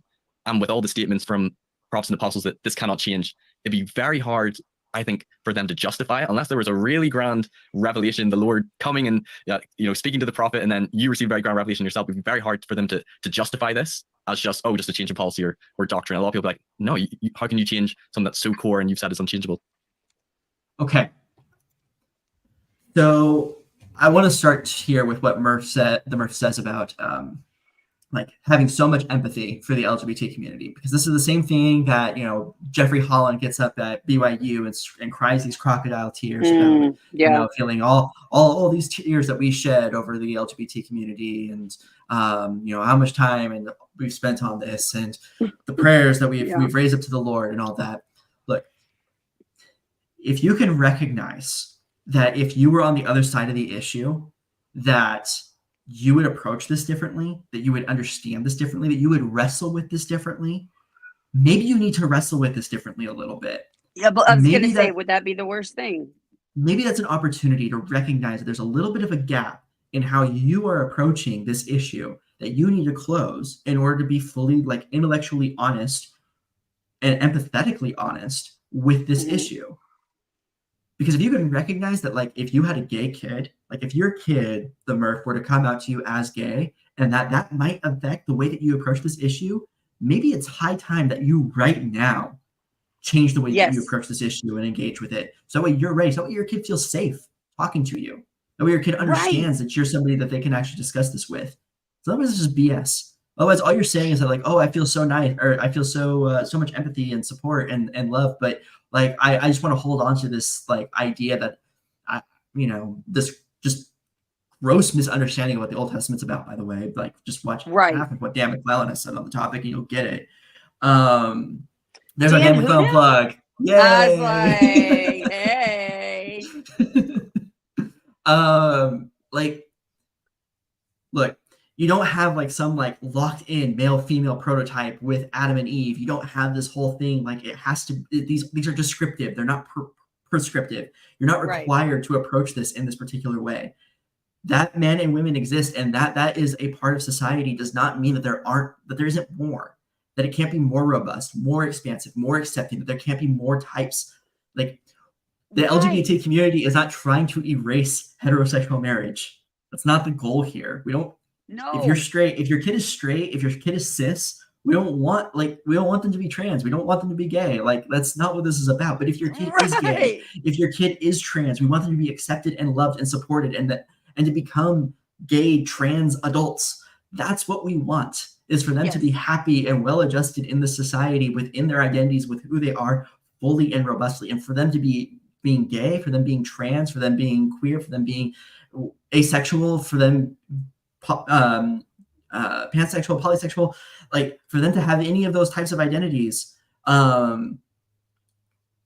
want them to be able to just have that be one facet, one tiny piece of the whole mosaic of who they are. Yeah. But because of stuff like this tiny part, this one aspect of who we are gets blown up into being like everything. We had to spend so much time and energy talking about this stuff because y'all are making it a big deal. Y'all are freaking out because there are these different types of people who want to be in like these spaces with you, who want to not only be LGBT, but also be Mormon and to engage with that. And like, I'm not saying that. Yeah, sorry, no, go ahead. Oh, no, I was going to say they want to be able to sit in their pajamas during general conference too. Right. Let them have that. We want to sit in our jammies and do some coloring books while also just being like totally like all rainbow about it while watching the conference. Like, that is what the holy grail is, if there is one. Yeah. And it's stuff like this where at least, like, okay, I need to be like clear that like I do like the Murph and his channel and the work that he's doing. And he seems like a really decent guy who I would, love to sit down with for, I guess he could drink a Diet Coke and I'll have a coffee or whatever. I don't know. But like, I would love to have a conversation with him. I would love to engage with him and all of that. Like, that would be fantastic. He seems like a really decent fellow. Yeah. But I feel like Greg is the one who's a bit more honest about like, just friggin' like, I don't want anything to do with this community. Now, Greg's couching it a little bit because he, there is the faux empathy that shows up with conservative Mormonism as well. But at least I kind of feel like I know better where Greg stands on this issue than where the Murph does. It's the devil you know. It's the devil you know. And yeah, I want both of them like to be more tolerant, more accepting, I want them both to move in the direction of us being on the same side of this issue. That's what I want, is to be on the same side with you, fighting side by side to change this. But like, between the two, I at least know where Greg stands. Yeah. I had a woman, and she's a female relative of mine, who said, I am just so grateful and I thank God all the time that you married a man and decided to be straight. I was like, no. That's not how it works. Nope. She's like, yeah, but you don't have to tell anybody that you like girls. So it's okay. I was like, okay, cool. So it's just like a fake it thing. Got it. Like, I can pretend, I can pass, Yeah. And I was just like, that's so sad. That is the very toxic attitude that led me to try to be bisexual for just the longest time. I tried, because if at the very least, if I could manage that, then I wouldn't have to come out and I wouldn't have to tell anybody. I wouldn't have to deal with any of that stuff. And man, I denied myself so much like happiness as a result. And like, I've wound up in a good spot. So it's not like it's doom and gloom here, but man, current me, happy with the situation, but past me deserve better. And, no, agreed. I understand. And I don't want, like, the Murph, Greg, I don't want your kids to go through the same stuff that I had to go through in dealing with that. That's what this is about. There's an agenda, there's a playbook, there isn't. But if there were one, that's what it would be, to make sure that they don't have to deal with the same stuff that I did because of the stuff. I can't imagine how much you struggled, because I did have the benefit of passing.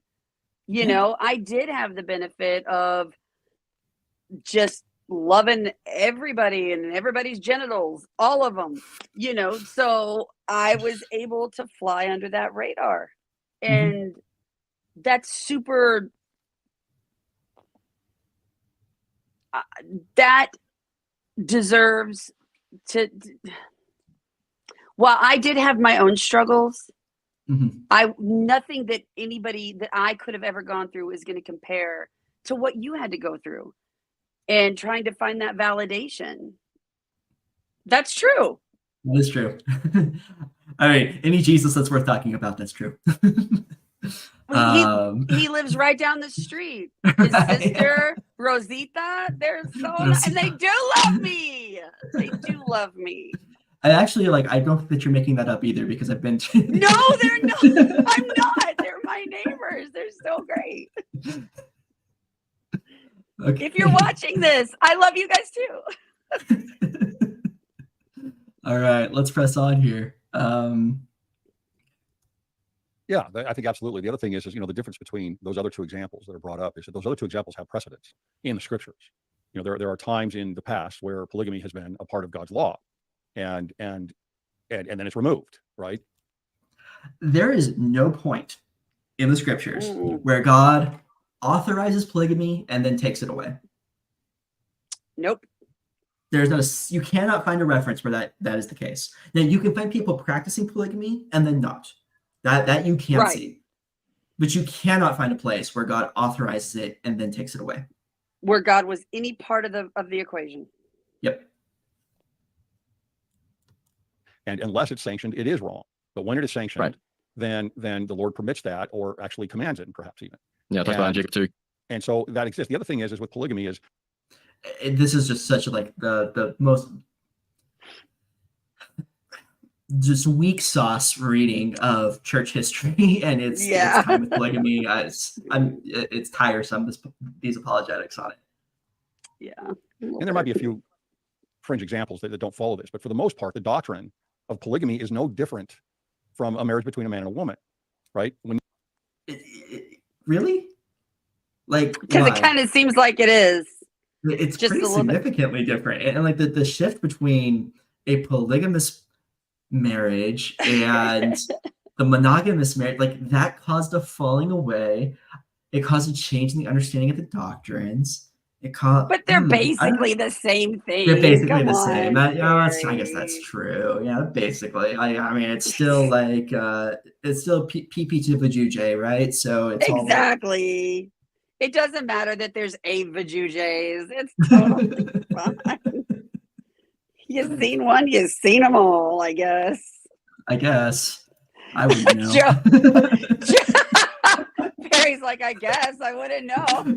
My husband is sitting over there looking at me like, what? What's happening? What did I walk in on? Stay with it, Joe. Gosh. When you have it's called plural marriage. Oh no, I was just gonna say I remind him regularly that I'm not just strictly dickly, so he didn't just beat out the guys, he beat out the girls too. You stud among men and women. He said the same thing, both of you at the same time. And women. That's awesome. Great minds. Okay, sorry. We can carry on now. Marriage. It's because there are plural marriages. Right. And each marriage is the man kneeling on one side of the altar and a woman kneeling on the other side of the altar, one woman. And there's a marriage. And then that man later on may have another marriage between a man and a woman. Right. And there's one man on one side of the altar and one woman on the other side of the altar. Well, why is that? Well, it's because that's what is part of the plan of salvation in terms of creating a family. What? Okay, I've got to share the weirdest temple experience I had.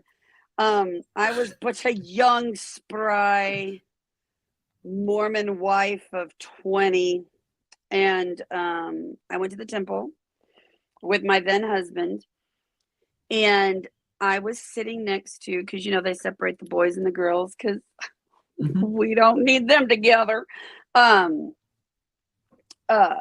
And I was sitting next to this. So there was a woman on this side and then a woman on the other side of me.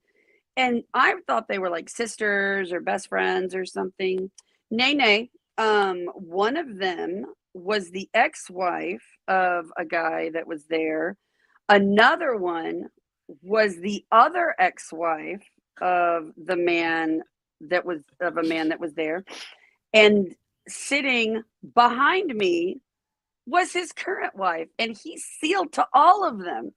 And so one of the ladies said to me, before everything got started, we were discussing that like super fun dynamic.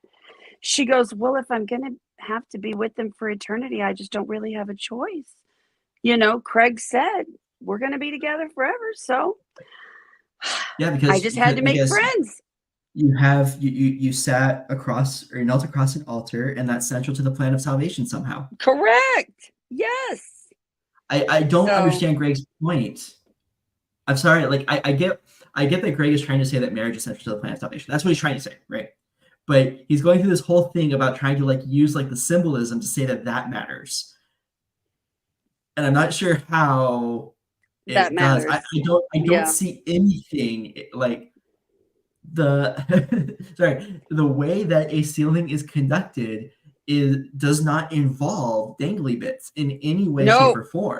Not even fortunately, right? Like that would have been like, whoa, okay, this is a little bit weird if it did, but it doesn't. Like the actual performance of those ordinances, the physical actions that occur, are in no way dependent on that. None.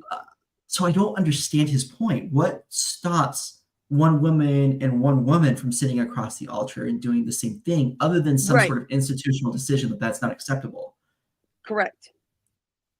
Because scripturally, there's nothing. Oh, scripturally, there is absolutely nothing in that scenario. My goodness.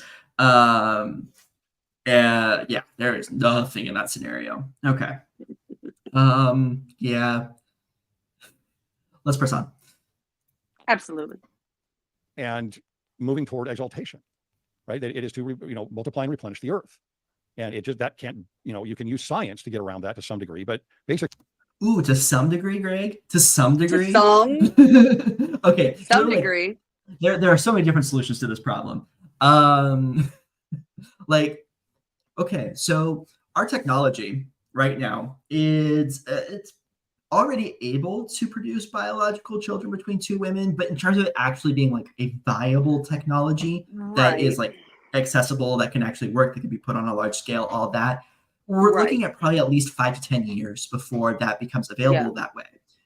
But it's only 5 to 10 years before two women can do that. Men, on the other hand, it's a little bit more complicated because the gametes are not well set up for this particular type of work. But it's probably like 50 to 100 years away for men on being able to have that type of technology. Yeah. But nonetheless, they're accessible with mortal technology. Yes. Now, Greg's point here hinges on the idea that celestial technology is then inferior or unable to do the same thing that mortal technology is currently able to do or will soon be able to do. Right. And I can't imagine that actually making any kind of sense. And if we're not restricted, or if like once we remove the restrictions through technology, through superseding our own boundaries like that, I don't see how like this eternal increase situation for two men or two women becomes a problem anymore. It's not a limiting factor anymore. But even if we ignore that, like let's say that, okay, technology just can't exist in the celestial kingdom, or it doesn't work on spirits the same way that it works on mortal babies. Everything else. Okay, fine. I think that's special pleading for various reasons, but mostly because there's just not really a whole lot of theology on it, and you're just better to sit in the I don't know space. That's fair. But here's the thing. We do adoption like crazy in this tradition. Like we are like all over adoption in this tradition. And adoptive families that are sealed together are the same thing as a biological family that are sealed together. There is no difference between the two. There cannot be. It doesn't make any doctrinal sense for there to be a difference between those two things. You're either born into the covenant or you're pulled into the covenant by way of adoption through the sealing ordinance performed for you while you're either in the mortal coil or vicariously through proxy ordinances. That is the doctrine on sealings. So if a gay couple adopts a child and is sealed to them, and then that child ends up being straight and has children that are then also sealed to them through the covenant, what's the difference? Exactly. In what way, shape, or form is this different? Their eternal increase will still be through their progeny that they're sealed to, the same way that Elohim's eternal progress will continue through us, through his Right. children, us, right? Like there is fundamentally no difference between those two concepts, other than like you don't like it. I don't see a doctrinal basis that actually separates that. And in I fact, there was is speaking. no like. Oh, sorry. No, go ahead. No, that's No, fine, I because I'm just- going to go off on this for a bit. I was saying, I think I told you this in the pregame. I was speaking with somebody and we were discussing. So let's say back in the time of polygamy, you've got a guy with 8 wives. I mean, I feel like that guy's numbers are a little low and he's kind of doing some rookie numbers. He needs to get that up to about 40 wives. But let's say he's got 8. And one of these wives has a child. And I asked, so is that child sealed to the biological mother and the father?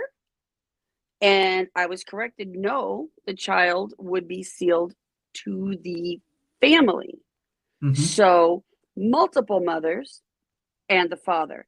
So what would be any different with that child having legitimate spiritually 8 mothers? And it would be no different if you're the biological or not. Why is that? What would be any different than having 2 females have a child and have both of them be its mother? Yeah. The only thing that separates those things is that you have a homogeny of genitals. That's it. Exactly. And that's not even necessarily true once we start bringing in the trans community into this conversation. I'm sorry, trans community, like we totally support you. The church is not ready for that conversation because they're not ready for this conversation where we say cisgender. I was actually fixing to say, so if what defines a man and a woman is a wing wang and a vajayjay, which according to Dallin Oaks, that's it, actually. right. Like if you take what Dallin Oaks has said, that is in fact the defining feature. And so if I were to marry a trans man, there you go. then I would actually be able to have all the same rights and privileges and status in the church according to the way that things are taught, and be in a fully homosexual relationship. Yeah. And that's one of the things I also like to lead into with my conversations with leaders is like, you don't know if my husband is cis. Like you have no idea. You have no idea. And I'm not sharing. So hero thanks you. So it's yeah, that's I find this so, like, again, it just fits into this whole like thin. I've titled this episode "Mixed Messages and Thin Theology" because we talked about the mixed messages from the church at the beginning. But what really drove me nuts on this, the reason why I wanted to have this conversation with you, Lolo, and with our audience here, is because of how thin the theology is that Greg Matsen is putting forward, and then trying to substantiate like this entire like cosmic worldview. Like, I love how esoteric the cosmology is of Mormonism. It is weird, and it is fun, and it is like interesting. And then he comes in and he just makes it boring. He makes it so just tedious.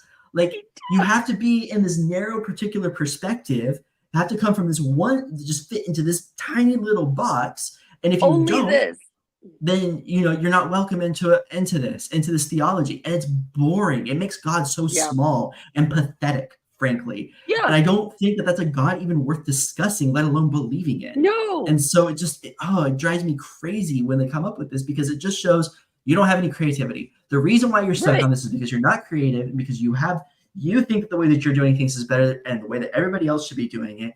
And if you had a little bit more of an expansive worldview that was a little bit more willing to accept people from different stripes, you might recognize that honestly, your theology could be so much cooler, so much more interesting, so much more engaging.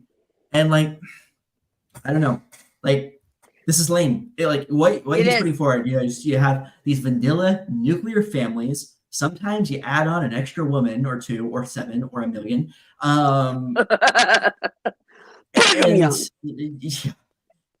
And like, and that's what all the families are going to be, apparently. It's boring. It's lame. And, well, and what I wonder is a God that can literally create a universe is spending any time at all wondering what's in my underoos. I just really feel like God's got better stuff to do. Really? You know? And yet this is supposed to be the sin next to murder, right? And yeah, when we get to Alma 39, I'm really excited for that. When we get to that part in our Come Follow Me series, because y'all be misreading that particular passage, let me tell you. So we'll be talking about that at length. If you want a preview, then like at the perryekimai.blogspot.com, I've got a whole entry on Alma 39 and why everybody seems to want to read it the wrong way. But yeah, this is Greg, Murph. Y'all need to expand your theology. You need to have a bigger God. Your God is tiny. Your God is weak. Your God is pathetic, frankly, because your God cannot accept a diversity of people for some reason. The instant that you have people who are a different color or who have a different sexual orientation, he just flips the freak out and can't handle that. It's pretty sad. But I don't think this is actually God. His children, these are the people he created. He made these people. He created them knowing full well exactly how it was going to go, right? He knows again from the beginning, and he's the same yesterday, today, and forever, and all time, and blah, blah, blah, blah, blah. He legit made these people. It's, yeah. So, yeah, I don't think that this is God. I think that this is weak people, humans, who refuse to actually, like, get out of their tribal bubbles and to actually understand, like, that other people exist and have valid ways of experiencing humanity and life. And that should be celebrated. And the fact that the Church of Jesus Christ of Latter-day Saints can't celebrate that is really sad. And, the Community of Christ needs to be a little bit better about some of this, but they're doing much, much better. Like, Community of Christ, you guys, not any major notes relevant to this particular episode, because I think that John Hamer has enough, actually, that he's said on the topic about how the Community of Christ has come up short, but it's so much better than where this tradition is at. And Buddy howdy. Yeah. When we get to the gender episode at the end of this month, that I'm really excited for, we'll talk about what some of the reasons are that actually lead to this, that it has nothing actually to really do with LGBT people. We'll get into some of that, because I think that the actual story is like really interesting and also really sad. Which is church history. Ta-da, right there. Interesting, but really sad. Even in the modern era with it. Yeah. Let's press a bit forward here. I'm curious if they're going to say anything that we haven't already addressed. So we'll go just a little bit forward and reassess. Yeah. Basically, if you need a man and a woman to produce children. And that's what the gospel's about. And that's the way it's built. And you talked about temple liturgy. It's the same thing. It's that entire experience is based on a man and a woman, right from the very beginning with the washing and anointing. Right. And then you're going to go through when I went through the washing and anointing, there were no women in there. I was going to say, when I went through it, there were no men. So I don't know what he's actually talking about there. No. With that seems pretty agender. That women perform it on women and men perform it on men is okay. That's a thing, I guess. But that doesn't necessarily need to be that way. I don't see anything in the liturgy, and I don't see anything there that's actually substantiated that way. The girl that was doing my washing and anointing was super cute, so I was really trying to stay focused. It was hard. I had an old dude doing. Oh man, I'm so sorry. Probably a good thing, though. I was very pre-mission, and it would have been a problem if it was. That would have been, fair enough. Not great. You're not wearing a whole lot, so. All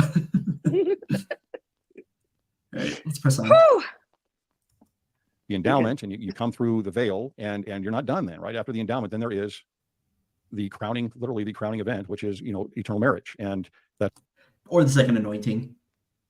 I was going to say, why is it always got to be that? I mean, you're supposed to endure to the end afterwards, but yeah, like the ceiling is what the ceiling is right now, but you're describing things. Like all Greg is doing is describing stuff. He's not saying why it has to be that way. He's not establishing that it actually has to be that way. He's just describing how it is. You're right, Greg. These are the way that they are. Okay. Like, it doesn't mean that that's the way that it has to be. Exactly. It's not the end all do all. Yeah, you're kind of going into a weird is-ought sort of problem. And yeah. Okay, let's press on.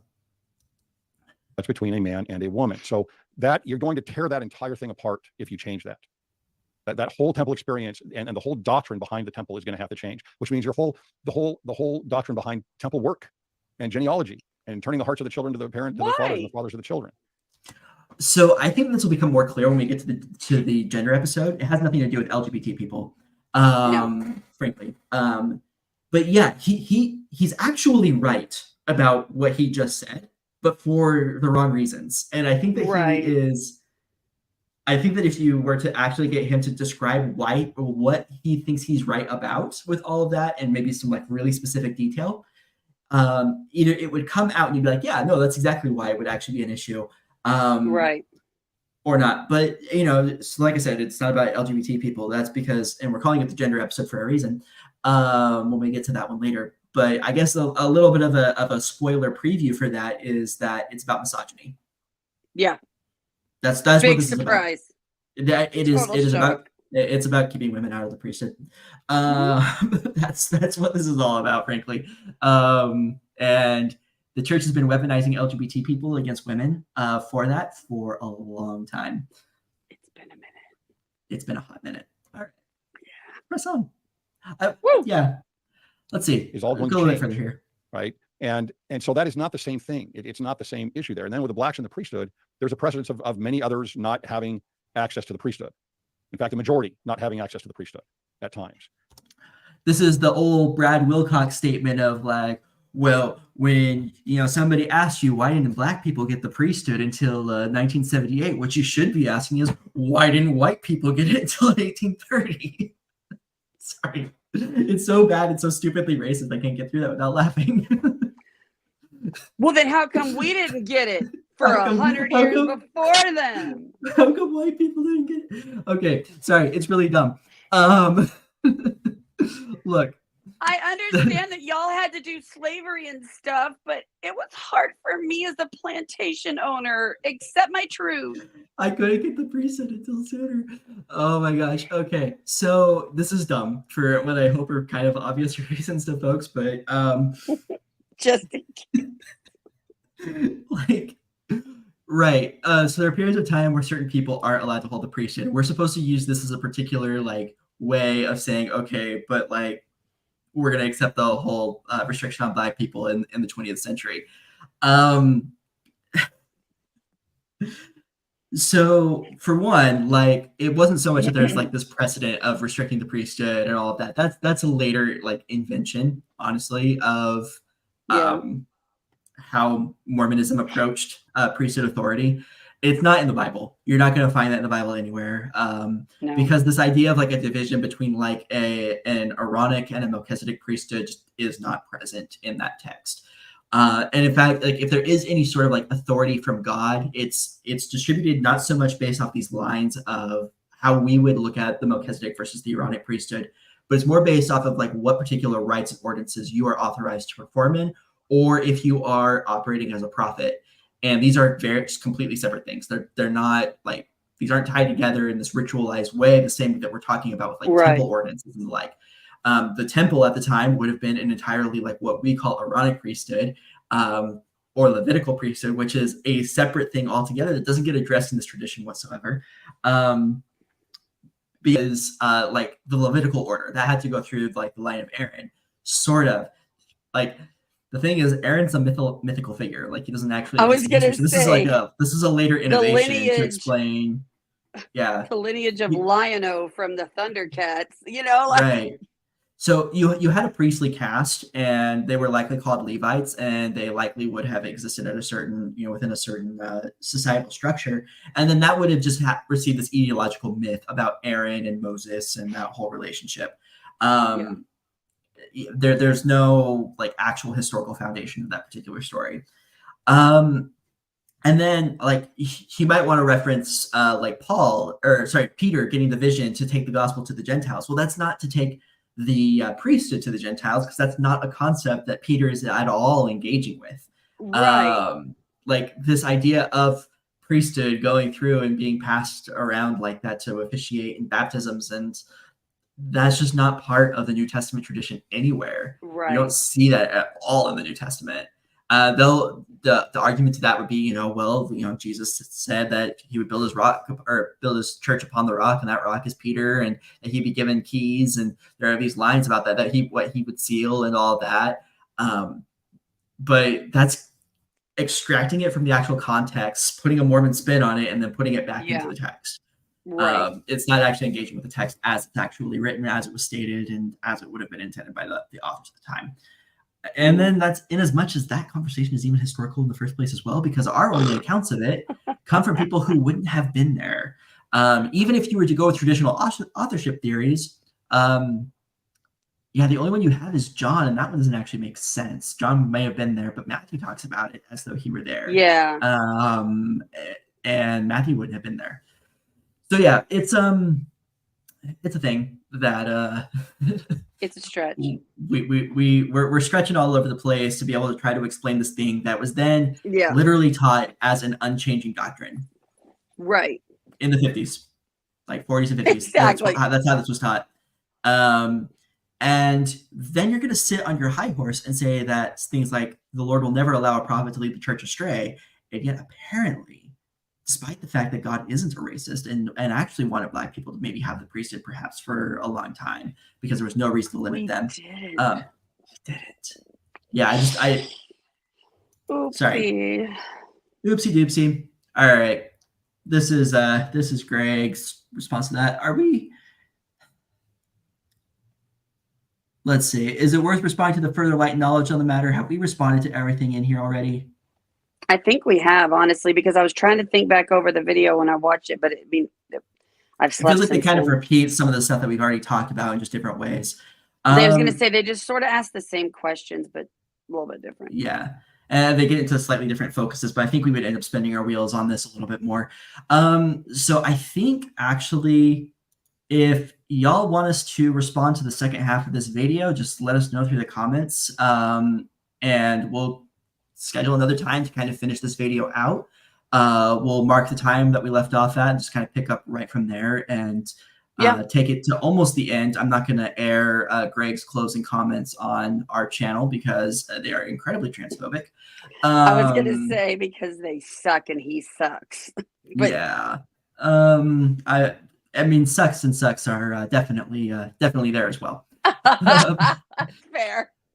But yeah, thank you for joining us on this live stream. I know that sometimes we're a little bit impromptu with this because getting our schedules together enough to kind of sit down and do the YouTube background information on this is, when we're working full time, and this is a bit of a hobby for us. It's a little bit difficult for us to get out in front of that. But thank you for joining us. Thank you for sticking around. And if you're watching this later and catching us at the very end here, thank you for your support.